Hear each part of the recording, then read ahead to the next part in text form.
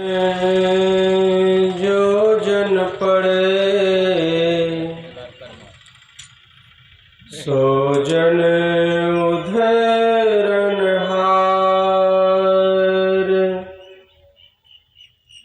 संत की निंदा नानका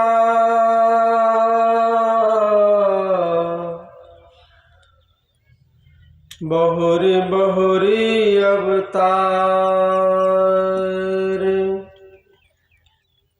सत्य पुरुष जिन जानिया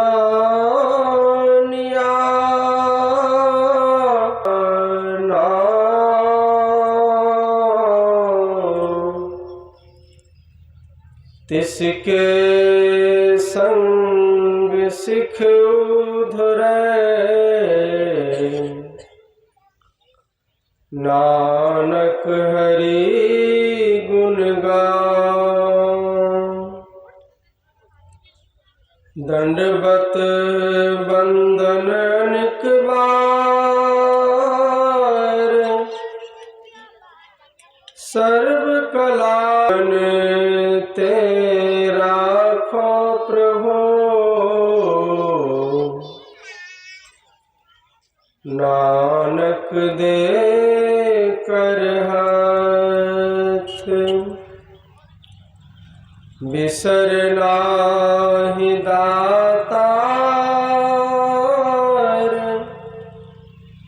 अपना नाम दे हो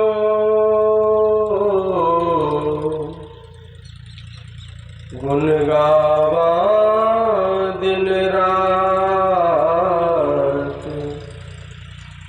नानक चाहे हो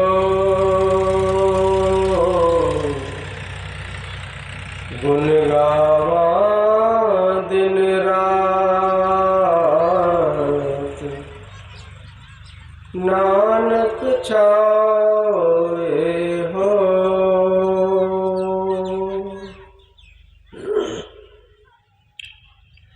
मंचासीन परम श्रद्धेय महात्मागण,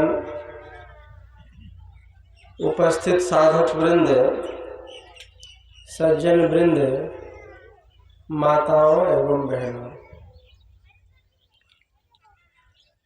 भगवान बुद्ध के जमाने में एक, थोड़ा सा आवाज कम करवाइए हल्का सा।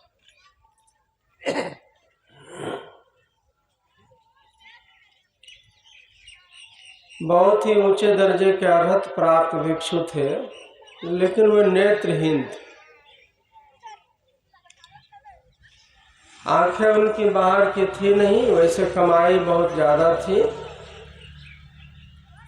जब वह आश्रम परिसर में इधर उधर पैदल चलते थे, घूमते थे, तो बहुत सी चींटियां और छोटे मोटे कीड़े मकोड़े उनके पैर से दब करके मर जाया करते।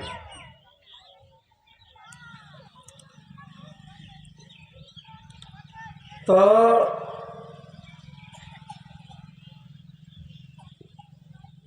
भगवान बुद्ध से पूछा गया कि इसको पाप लगता होगा कि नहीं लगता होगा। अंधा आदमी है कोई और पैर के नीचे विशेष मात्रा में, जैसे हम लोगों को है कि कोई चीज़ दृष्टि पड़ती है तो थोड़ा सा एक कदम आगे बढ़ा लेते हैं। खास करके अगर कोई चींटियों का झुंड है, एक आग दो गो तो धोखा में, लेकिन चींटियों का जो झुंड हो तो उसको लोग निश्चित ही।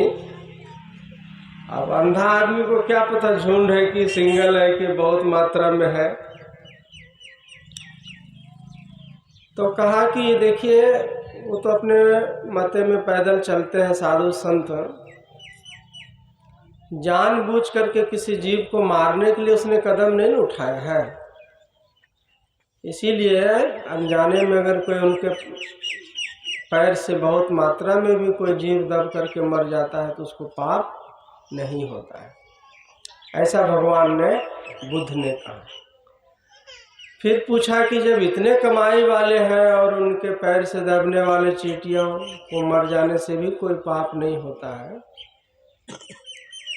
तो अंधे क्यों हो गए? किस दोष के कारण? तो भगवान ने कहा कि उन्होंने पूर्व जन्म में वो एक बहुत बड़े वैद्य थे, तो मशहूर वैद्य, औरों का इलाज करना उनका काम था। इसी क्रम में गरीबनी स्त्री आई थी उनसे आँखों का इलाज करवाने के लिए। वह उनकी आँखों की रोशनी जा चुकी थी, दोनों आँखों। तो वैद्य जी ने शर्त रखा कि अगर मैं तुम्हारी आँख ठीक कर दूं तो तुम्हें दासी बनकर के जीवन भर हमारी सेवा में रहना पड़ेगा। उसमें में दासी प्रथा था, नौकर चाकर जो होते थे ना, उनको करीब करीब गुलाम बना करके अगर कोई वादा कर दिया तो समझिए कि निःशुल्क सेवा होती थी, सिर्फ भोजन वस्त्र दिया। और तो कहा कि मैं आँख ठीक कर दूंगा तो क्या करोगे? कहा जो कहिएगा। कहा दासी बन करके रहना, टहल करना पड़ेगा हमारे घर में। वैद्य बहुत बड़ा था और दास दासियों का प्रचलन था। संजोग से आंखें ठीक हो गई, अच्छी दवाई दी उन्होंने, पट्टी खोली तो कहा कि ठीक लग रहा है, सब कुछ दिख रहा है। तो उसने बहाना कर दिया, सोचा कि अगर मैं बोल दूं कि सब कुछ ठीक दिख रहा है तब तो नियम सब इस दिन इसका गुलाम बनना पड़ेगा, दासी बनकर रहना पड़ेगा। कहा कि नहीं वैद्य जी, कुछ नहीं दिख रहा है, जैसे पहले मतलब मैं आंधी के समान थी उसी तरह मैं अभी भी हूँ।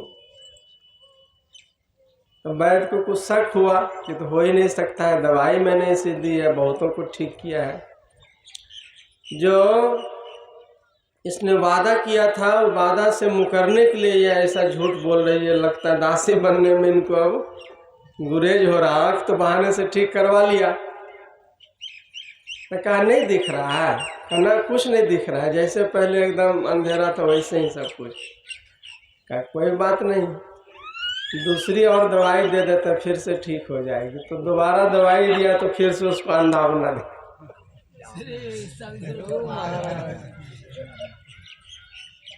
मतलब पुनर्मुसिको भव हो गए, जैसे वो अंधा बन के आए थे उसी तरह फिर से नेत्रहीन बन के चले गए।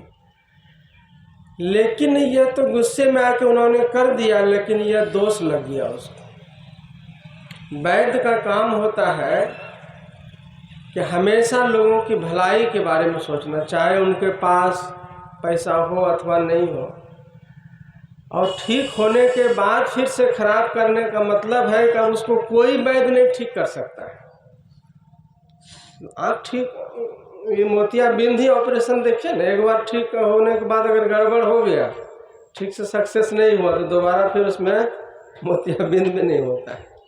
उसका ठीक करने की भी क्षमता होती है, तो सब दिन के लिए अंधी, परमानेंट अंधी हो गई।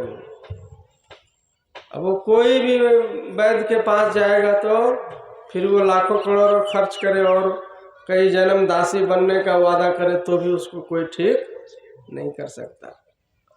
तो भगवान बुद्ध ने कहा उसी दोष के कारण वह वैद्य जी के पीछे कर्म का दोष कई जन्मों से लगा हुआ था।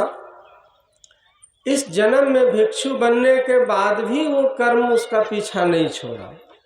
शुभ कर्म के कारण अध्यात्म में लगन लग गई, अच्छे कमाई वाले साधक बन गए, लेकिन वह जो करने का फल था वो अंधापन बन करके इसके पीछे में लगा हुआ है। तो भगवान ने कहा कि मन सभी प्रवृत्तियों का अगुआ है। हमारी जो वर्तमान हालत है ये हमारे विचारों का फल है, इसकी बुनियाद हमारे विचारों से बनी हुई है। अगर मनुष्य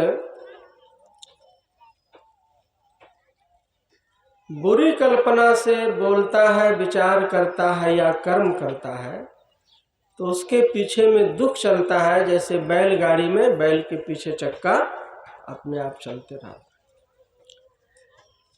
अगर मनुष्य अच्छी कल्पना से बोलता है, विचार करता है और सोचता है तो उसके पीछे में सुख चलता है, जैसे मनुष्य के साथ न छोड़ने वाली छाया। सुख चलता है। इसीलिए कहते हैं मनुष्य को सदैव शुभ कर्म करना चाहिए और शुभ शुभ सोचना चाहिए। सुन समझई जन मुदित मन, कहते हैं जो सत्संग के वचनों को मुदित मन से सुनता है। मुदित मन बुझते हैं, प्रफुल्लित होकर के, आह्लादित होकर के, प्रसन्नचित होकर के, दिल खोल करके, कोई छल कपट नहीं रख करके, तो उसको इसका लाभ होता है। प्रसन्न मन से अगर आप किसी संत का सिर्फ दर्शन कर लेते हैं तो भी आप स्वर्ग के भागी बन जाते हैं, बिना कुछ दान पुण्य किए, बिना कोई सत्कर्म किए, सिर्फ दर्शन मात्र से। उसी धम्पद ग्रंथ में मिलती जुलती कथा है। आदिन्य पूर्वक नाम का एक बहुत बड़े सेठ जी थे। उसका एक ही बेटा था, उसका नाम था मठ कुंडली। बीमार पड़ गया, लेकिन पैसे के खर्च होने के डर से सही इलाज नहीं करवाया। किसने? बाप ने। बाप था बहुत संपत्ति वाला। दुनिया में लोग, विचित्र लोग भी हुआ करते हैं। कुछ लोग अपनी औलाद को ही संपत्ति समझता है कि औलाद पढ़े लिखेगा तो यही सबसे बड़ा धन है। और कुछ लोग संपत्ति को औलाद समझता है कि औलाद जहाँ जाए संपत्ति पर करार रहना चाहिए। ऐसे भी विचार रखने वालों की कमी नहीं है दुनिया में। पैसा ठीक से समय पर खर्च किया नहीं, परिणाम यह हुआ कि युवा अवस्था में ही बच्चा मरणासन स्थिति में पहुंच गया। उसको घर से बाहर निकाल दिया, डॉक्टर ने भी जवाब दिया। अब वो गिनती कर रहा है समय, अब मरूंगा तब मरूंगा। तभी क्या देखता है कि भगवान बुद्ध सामने से भिक्षा पात्र लेकर के वो नगर में घूमते रहते थे। उन्हीं को देख करके और उन्हीं में मन को, प्रसन्न मन से चित्त को लगा करके और इस संतोष भाव से उस बच्चे ने शरीर त्यागा कि चलो, माना कि मैं दुनियावी यात्रा बहुत जल्दी ही तय करके जा रहा हूँ, लेकिन मरने के समय में भगवान बुद्ध जैसे संत का दर्शन हो गया तो क्या मेरे लिए कम सौभाग्य की बात है? सारा टोटल जो फोकस है भगवान में ही मन को लगा करके, भगवान को देखते देखते ही उसने शरीर त्याग दिया। परिणाम यह हुआ कि बच्चा वो स्वर्गवासी, स्वर्गलोक में उनका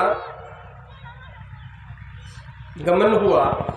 मरने के बाद स्वर्ग में जाने का योग्य अधिकारी बन गया। अब भिक्षुओं में यह बात चली, क्योंकि दिन भर नगर में भिक्षा मांगने जाते थे ना, तो कहाँ क्या घटना घटती है वो शाम को गतिविधियों की चर्चा होती है। एक भिक्षु ने कह दिया कि प्रभु देखिए, उतना बड़ा सेठ, लेकिन पैसे खर्च होने के डर से बेटा का इलाज नहीं किया, बेटा चल बसा। तो भगवान के मुख से निकला, लेकिन गया तो जरूर, लेकिन वो स्वर्ग गया है।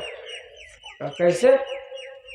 तो बापे इतना कंजूस था तो बेटो कंजूसे न होगा, रहा होगा कोई दान पुण्य तो किया नहीं उसने कभी, न सत्संग सुना, न ध्यान, न, तो स्वर्ग कैसे चला गया?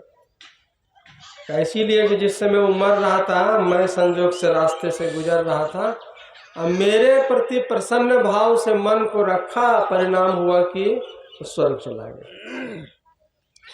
अब यह बात भिक्षुओं ने फिर उसके बाप को आकर के बताया। तो बाप तो वैसे दुखी था मरने के बाद, उसको बड़ा पछतावा हुआ कि धन को बचाने के फेर में हम बेटे को गंवा दिए।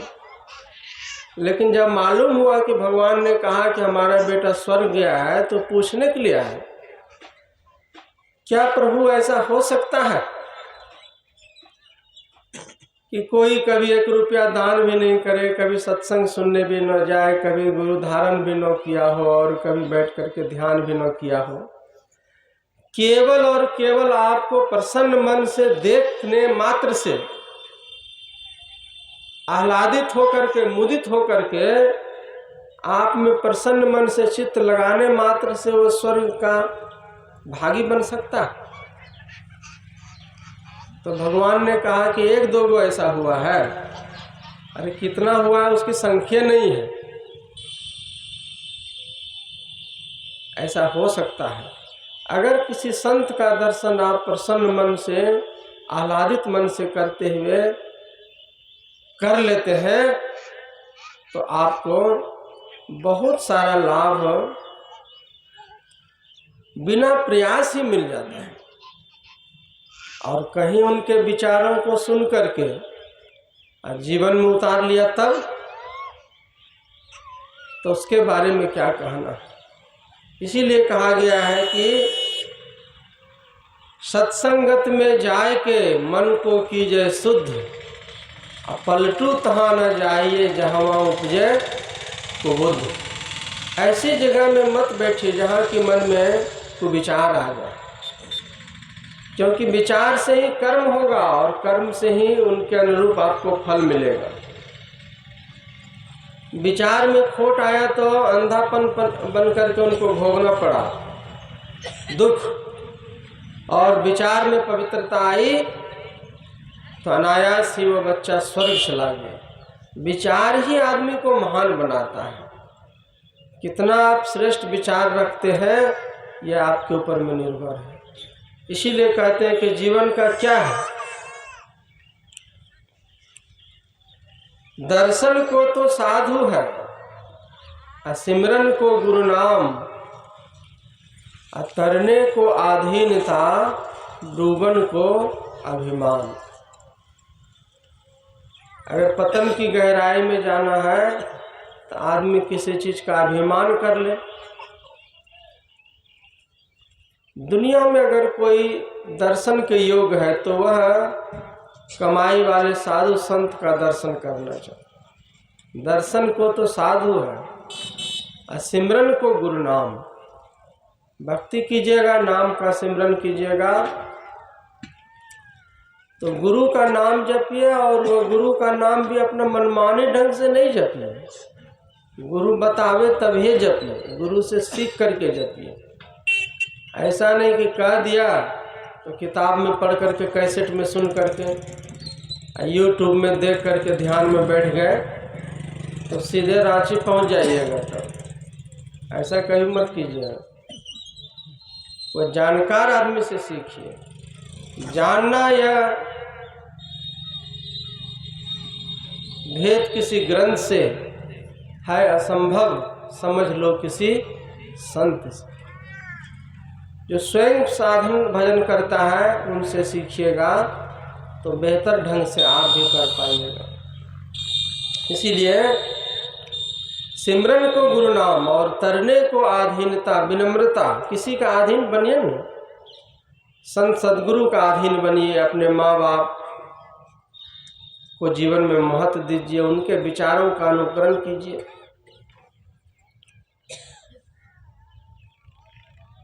यही तीन ऐसे उपकारी हैं जो माँ बाप, गुरु, संत सदगुरु, भगवान, इसका कोई विकल्प नहीं है और यह आपके लिए कभी बुरा नहीं सोचता है।